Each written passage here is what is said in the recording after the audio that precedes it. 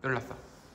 저는 서양 미술사를 읽고 서양 미술을 이해하는 첫걸음을 여러분들과 같이 하고 싶어서 이번 25분 동안 요약을 하게 되었습니다. 한번 발표를 잘 들어주시면 감사하겠습니다. 고대부터 예술은 존재해왔고 많은 사람들이 예술을 하나의 장르이자 문화로 발전시켜 왔습니다. 이집트 하면 무엇이 생각나시나요? 네, 흔히들 잘 알고 있는 피라미드와 파라오입니다. 파라오는 인간의 모습을 한 신인데 죽었으니 그 영혼이 탄생한 곳으로 돌아갑니다. 파라오가 하늘로 돌아가며 밥, 시중 누가 될까요? 죽은 후에도 시중들 사람들이 필요해 같이 묻기 시작했습니다. 우리나라에도 존재하는 순장이 있었죠. 하지만 신라 지진학 때 순장 금지령을 내릴 만큼 이 순장은 윤리적으로 문제가 제기되었었는데요. 진실 훈제는 경우 사람 대신 많은 토호들이 있었습니다. 이렇게 금지 또는 토호로 대체하는 것도 있지만 사람 대신 미술이 그려지며 이집트가 미술의 시작을 알렸습니다. 이집트의 장례 풍습이 너무 잔인하고 사치스럽다고 생각되었을 때 미술이 그 구원자로 등장했습니다. 그럼 이제 이집트의 미술에 대해서 알아보겠습니다. 이 사진은 앞모습일까요? 옆모습일까요? 얼굴만 봤을 때는 얼굴은 측면, 눈을 봤을 때는 정면, 몸을 봤을 때는 정면, 팔을 봤을 땐 측면, 다리를 봤을 땐 측면입니다. 이렇게 측면과 정면이 다른 건 이집트의 미술 법칙입니다. 보이는 것을 그리지 않고 아는 것을 그리는 것입니다. 예를 한번 들어보겠습니다. 왼쪽에 위치한 사람, 오른쪽에 위치한 사람과 이 두 개의 그림들은 같은 그림일까요? 아니면 다른 그림일까요? 네, 이 그림들은 셋 다 사람입니다. 밑에서 바라보는 사람, 중간에 위치한 거는 위에서 바라보는 사람을, 오른쪽은 옆에서 바라보는 사람을 그린 것입니다. 바라보는 시선에 따라 그린 사람의 모습을 이집트는 이렇게 그려왔습니다.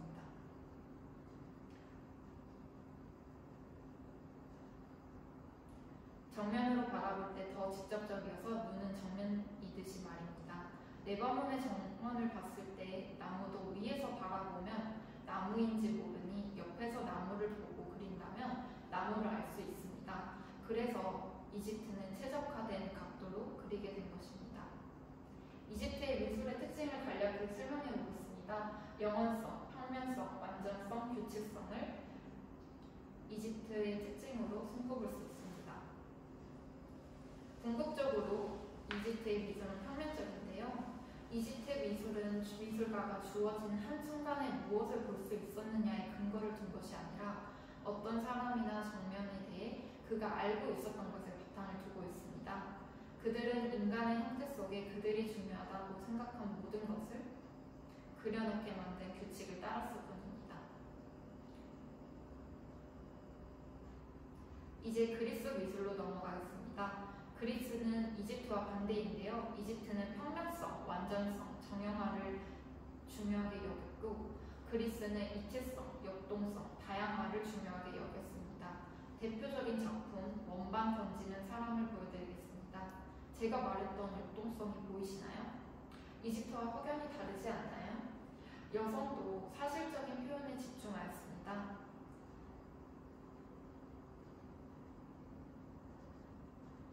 이집트인들은 대체로 그들이 존재한다고 알았던 것을 그렸고 그리스인들은 그들이 본 것을 그렸습니다. 그리스의 DNA를 완전히 물려받은 헬레니즘 시대가 찾아옵니다. 대표적인 작품 라오콘과 그의 아들들이라는 작품을 같이 보여드리겠습니다. 그리스군은 트로이군 진영에 목마를 남기고 철수하는 위장 전술을 펼쳤었는데요. 트로이군은 이 목마를 성 안으로 들어오느냐 마느냐 의견이 분분할 때였습니다. 목마를 성 안에 들어오는 걸 굳고 반대한 이 중간에 있는 라오콘은 산업뿐만 전쟁이 아니라 신의 전쟁이기도 한 트로이 전쟁에서 그리스군 편 포세이돈과 아테나가 라오콘을 죽이기 위해 뱀을 트로이 진영에 던졌습니다. 그래서 이 유명한 뱀이 라오콘을 무는 장면이 나옵니다. 여기서 저희가 주목할 점은 이 표정과 역동성입니다. 그런데 이제 그리스 문화가 종말하고 로마 문화 양식이 다시 도래하는데요. 로마의 국교는 가톨릭이기도 하여 미술은 나쁘게 말하자면 교회의 하나의 도구로 전락하게 되어버립니다. 미술 예술의 암흑기가 이때 천년이 계속됩니다. 오직 신만을 그려야 하고 본질을 그려야 합니다. 6세기 말 대교황 그레고리우스는 회화적 표현을 반대하는 사람들에게 이렇게 말합니다. 글을 읽을 수 있는 사람에게 책이 해주는 역할을, 그림은 글을 읽을 줄 모르는 사람에게 해줄 수 있다고 합니다. 건축가도 똑같죠. 건축가는 공간 재료로 감정이나 이야기를 시각적으로 표현합니다. 그래서 미술과 건축은 밀접한 관계가 있다고 말할 수 있을 것 같습니다. 또한 명확성을 중요시했던 이집트의 관념이 되살아나는 로마 문화 양식이었습니다. 다시 암흑기가 찾아왔으면 이제 변화의 바람도 불어야 하죠. 변화의 바람, 르네상스 시대가 찾아옵니다. 르네상스는 학문 또는 예술의 재생, 부활이라는 의미를 가지고 있습니다.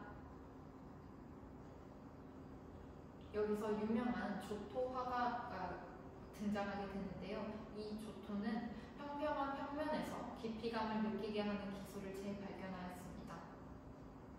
신을 그렸는데 우리가 얻은 게 뭐냐면 다시 인간을 그리고 다시 그리스로 돌아갑니다.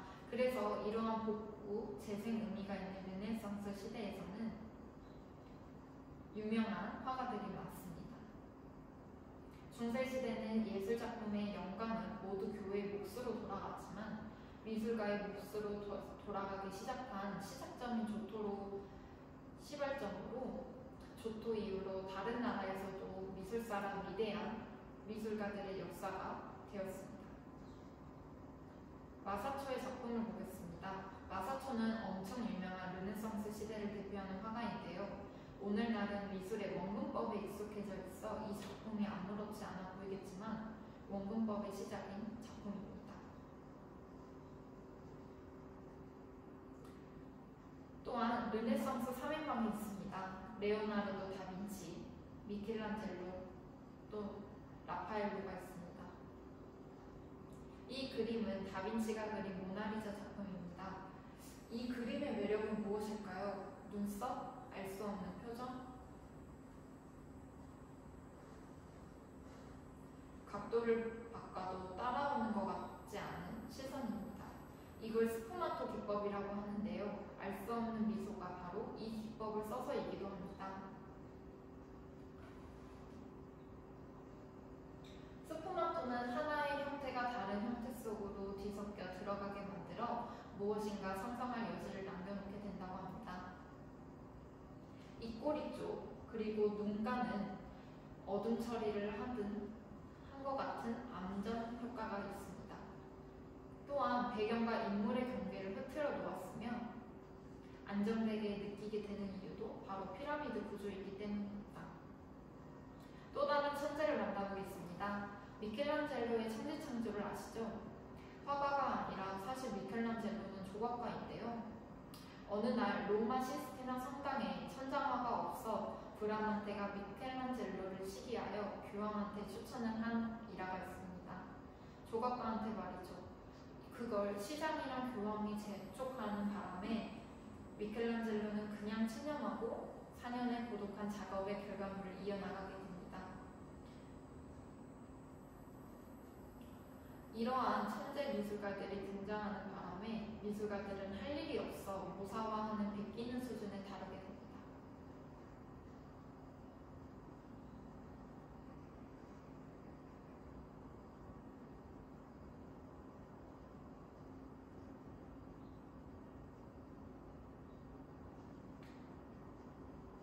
하지만 또 다른 천재가 나오죠. 루벤스의 아이의 얼굴을 작품을 같이 한번 명암과 강한 에너지가 특징입니다. 아이의 볼터치처럼 말이죠. 이걸 계속 보고 있으면 밤에 무서울 지경인데요. 어두운 배경에서 빛을 통해 중요한 것들을 확보합니다. 이 느낌은 루벤스뿐만 아니라 렘브란트의 자화상에서도 나옵니다. 느껴지는 생동감이 르네상스를 뒤이은 특징입니다. 이 작품을 계속 보고 있으면 슬픔도 함께 보이기도 하죠. 그 당시 사람들은 너무 생소해서 이 그림을 너무 기괴스러운데? 너무 호러물인데? 라고 합니다.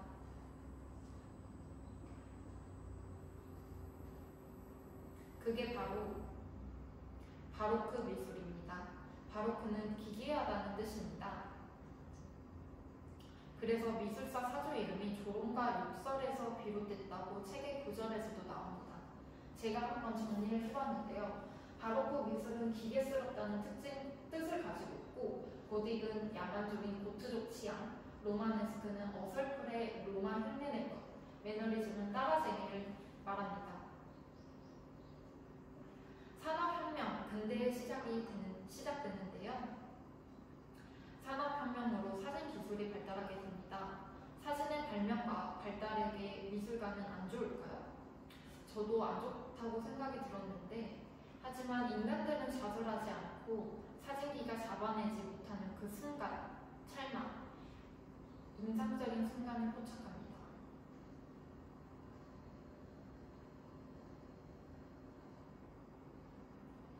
마네의 작품을 같이 봐보겠습니다. 사진을 못 따라갈 바에는 인간들의 눈에만 보이는 인상적인 순간을 그리자. 바로 이게 인상주의입니다. 마네의 배에서 그림 그리는 모네는 빛의 움직임을 그림에 담아낸 작품으로 유명하죠. 물의 순간을, 빛의 움직임을 그림에 담아내 우리 눈에는 예뻐 보이지만 그 당시 사람들은 초반에 비판과 조롱을 받았다고 합니다. 대충 그렸다고 손가락질을 받으면서 말이죠. 인상주의 끝자락, 유명한 화가 고흐입니다. 고흐의 사이프러스 나무가 있는 고물밭은 인상주의의 표본이라고 할 수 있습니다. 미술사의 정점에 다다르게 되는데요. 20세기에 걸친 피카소가 등장하게 됩니다. 피카소의 바이올린과 포도 작품을 소개하겠습니다. 피카소는 이집트 양식으로 회귀하고 있다고 책에서도 말을 하고 있는데요. 이집트는 어땠죠? 아는 것을 그리자, 본질적인 것을 그리자입니다. 피카소는 이 양식을 따라가지만 진화한 양식으로 표현하게 됩니다. 마음의 눈, 신체의 눈으로 다양한 각도를 표현한 것입니다. 바이올린 하면 무엇이 떠오르시나요? 누군가는 바이올린의 옆모습, 앞모습, 또는 누군가는 자신의 추억, 딱딱한 질감이 느껴지게 되는 사람들도 있게 됩니다. 이것은 마음의 눈과 신체의 눈으로 다양한 각도로 표현한 것입니다. 현대로 올수록 자율성이 많이 발전하게 되었죠. 서양 미술사에서 제가 제일 중요하게 생각하는 구절로 마무리를 하겠습니다. 미술은 앞으로 계속 태어날 것이다. 그러나 미술이 존재할 것인지 아닌지는 적지 않게 우리들, 대중들의 태도에 달려 있습니다. 우리가 관심을 갖느냐 아니냐에 따라 편견을 갖느냐 이해심을 갖느냐에 따라 미술의 운명을 좌우하게 되는 것입니다. 서양 미술사 분석을 마치겠습니다. 감사합니다.